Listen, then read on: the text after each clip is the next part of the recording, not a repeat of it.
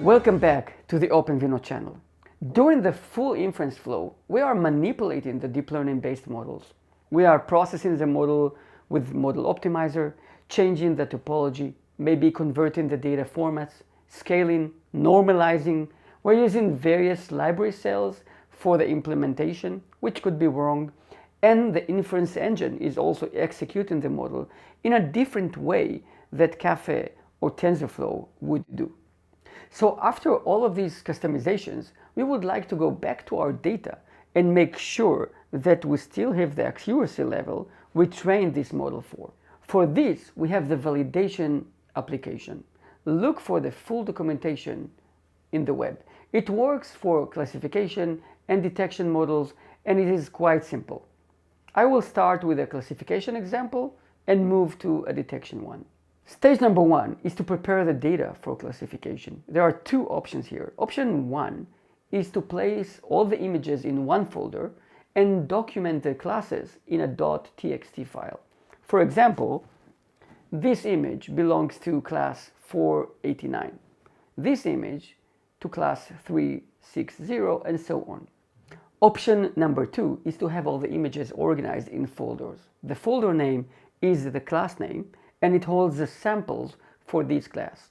Roses folder, for example, should hold images, BMP or JPEG, of roses, and so on. Here, under flowers photo, I will have a folder per class, and you can see that roses folder has images of roses, and so on.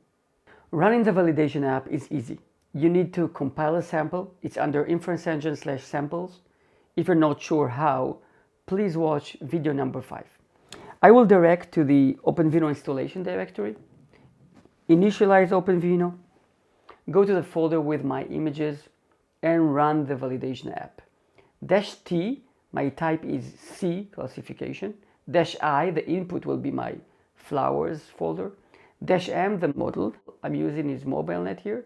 -d, device is CPU, and --dump, I want to explore the results in a file. And it's running, it's going over each of the images, classify it, and collect the statistics. You can see that the top one, meaning the times that I have classified correctly for my top probability, is 85%.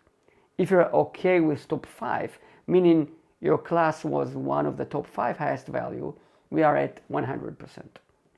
Let's open the dump file. This is the name of the image classified. You can see here the top 1 probability, top 2, etc.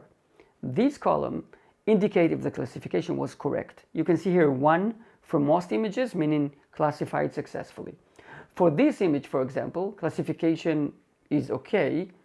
It was classified with probability of 94% to be of class 4, which is tulips. This image was misclassified. The classifier thinks it's of class number 2. Let's look at the image in the tulip folder. And to be honest, I don't see here a tulip myself.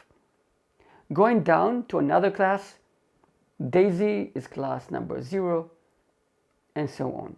So using the application, you can get the overall accuracy and even debug which specific images were misclassified.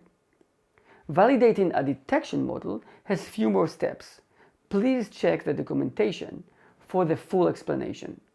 I'm going to show you an SSD300 example. First stage is to get the model. Use the model downloader for that. Check out our video number 6.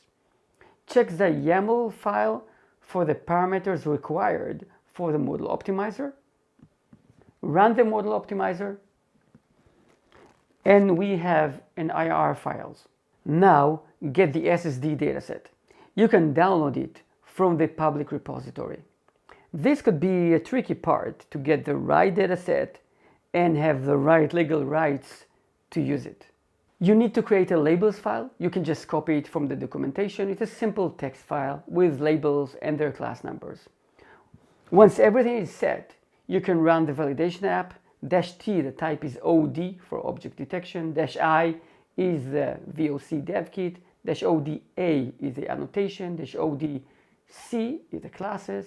And the directory to the images. -m, our SSD model, and running on a CPU. You can see the average precision per class. Class 1 was detected with 90% accuracy. and the average of all classes is 87%. Not bad. So we saw how to revalidate your model with the validation app, both for classification and detection models. Subscribe to our channel to get more videos like that. Thank you.